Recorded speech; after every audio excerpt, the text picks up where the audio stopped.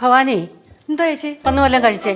എനിക്ക് വേണ്ട ചേച്ചി. ഇപ്പം രണ്ടുപേരും ഇവിടെ നല്ല സന്തോഷിച്ച് വന്നിട്ട് നീ എന്തിനാ ഇവിടെ ഈ മുഖവും വീർപ്പിച്ചിരിക്കുന്നത്? ഞാൻ കഴിച്ചു. എനിക്ക് രാവിലത്തെ ആഹാരം നന്നായിട്ട് കഴിക്കണം. അതാ ഇന്ന് തെറ്റിയത്. എന്നാലും ഞാൻ നന്നായിട്ട് കഴിച്ചു. കഴിച്ചാ? കഴിച്ചു മോനെ. അമ്മ കഴിച്ചല്ലേ? നിങ്ങളൊന്ന് നെയ്യാറ്റങ്കരയ്ക്ക് വരുമെന്ന് പറഞ്ഞിട്ട് അന്ന് ഓണത്തിനോട് നിന്ന് ഇറങ്ങിയതല്ലേ? പിന്നെ ഇതുവരെ അങ്ങോട്ട് കണ്ടില്ലല്ലോ. കുറേ ദിവസമായിട്ട് വിചാരിക്കണം അങ്ങോട്ട് വരണമെന്ന്. ശ്രീ ഷോപ്പിന്റെ കാര്യമായിട്ട് തിരക്കിലായിപ്പോ അമ്മ. ആണോ? എന്നിട്ട് എന്തായി? എന്നിട്ട് നടക്കുമെന്ന് തോന്നണില്ല. ഓ, എല്ലായി ഉദ്ഘാടിക്കാൻ പോവാന്ന് പറഞ്ഞിട്ട് ഇപ്പൊ നടക്കത്തില്ലയോ ചേച്ചി? അതെന്താ പ്രശ്നം എന്നറിയാമോ? ആ കടയുടെ നേരത്തെ നമ്മൾ പറഞ്ഞ കട ഉണ്ടല്ലോ, ആ കടയുടെ ഓണർ ശരിയല്ല. അയാൾ ഇടയ്ക്കിടയ്ക്ക് അഡ്വാൻസിൻ്റെ കാര്യത്തിലും ഒക്കെ ഇങ്ങനെ മാറ്റി മാറ്റി പറഞ്ഞുകൊണ്ടിരിക്കുക. അപ്പോൾ അയാളുടെ ഒപ്പം നിന്നിട്ടുണ്ടെങ്കിൽ ശരിയാവില്ല. നമ്മളിപ്പോൾ ഒരു ചെറിയ കട കണ്ടുപിടിച്ചിട്ടുണ്ട്. അത് റെസ്റ്റോറൻ്റ് ആക്കാമെന്ന് വിചാരിച്ച്. ഹോട്ടല്?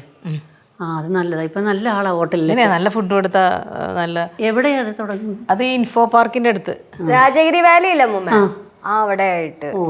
അടിപൊളിയാ. എനിക്ക് ഫോട്ടോസൊക്കെ അയച്ചു തന്നായിരുന്നു. നല്ല സെറ്റപ്പാ. ഓ, ഷോപ്പ് മാറി ഇപ്പൊ ഹോട്ടലായോ?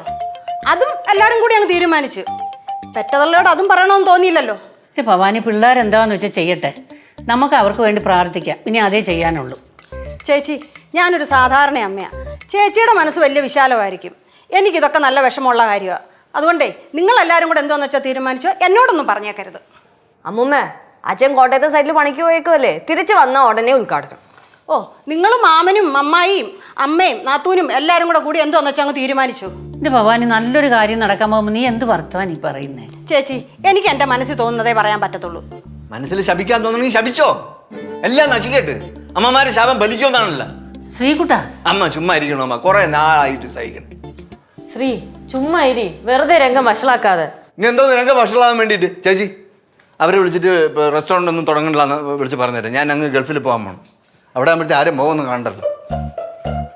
നീ എങ്ങും പോകണ്ട, ഞങ്ങളൊരു കാര്യത്തിനും വരുന്നില്ല. പൊന്നമ്മൂമ്മ ഒന്നും മിണ്ടാതിരുന്നൂടെ? ഒന്നാമത് കുറെ കഷ്ടപ്പെട്ടിട്ടാണ് മനുഷ്യനെ ഓരോ സംരംഭമൊക്കെ കുത്തിപ്പോകണത്. ഈ കട തുറങ്ങാത്തതിന് എന്തൊരു വിഷമമുണ്ടെന്ന് അറിയാം കുട്ടുപാവിന്. വല്ലതും അറിയാം അമ്മൂമ്മയ്ക്ക്? അമ്മയ്ക്ക് സഹകരിക്കാൻ താല്പര്യമില്ലെങ്കിൽ അമ്മ സഹകരിക്കേണ്ട. എന്നാലും ഞാൻ അച്ഛൻ്റെ അടുത്ത് പറയുമല്ലോ. അച്ഛൻ വരികയും ചെയ്യും, അവനെ അനുഗ്രഹിക്കുകയും ചെയ്യും.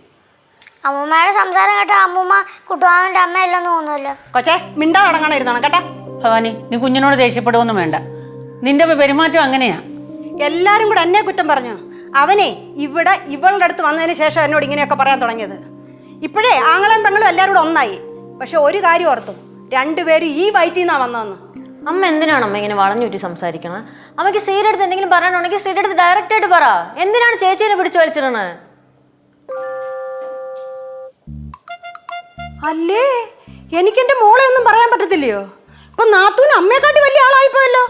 അമ്മൂമ്മ എന്നെ വലിയ ആള്, മിണ്ടായി. കൊച്ചേ, നീ ഒന്നും മിണ്ടായിരുന്നേ. എന്താണമ്മ ഇത്? അമ്മ ഇനി സംസാരിച്ച് ചിലപ്പോൾ ഞാൻ എന്തെങ്കിലുമൊക്കെ പറഞ്ഞു പോകും. മിണ്ടാതിരിക്കാൻ പറ്റുമോ അമ്മയ്ക്ക്? എനിക്ക് പറ്റുമെങ്കിൽ സഹകരിക്കേ. മേഡം മക്കളല്ലേ, അതുകൊണ്ട് പറയാം, പറ്റുമെങ്കിൽ സഹകരിക്കേ. ഒരു അരമണിക്കൂർ ഒന്ന് ആലോചിക്കേ, ഇങ്ങനെ കിടന്ന് ഇങ്ങനെ പ്രഷർ കയറ്റാതെ. ഫ്ലവേഴ്സ് ഒരുക്കുന്ന കാഴ്ച വസന്തം യൂട്യൂബിൽ പ്രേക്ഷകർക്ക് ലൈവായി കാണാം. ഫ്ലവേഴ്സ് കോമഡിയിൽ ജോയിൻ ചെയ്യൂ, ആസ്വദിക്കൂ.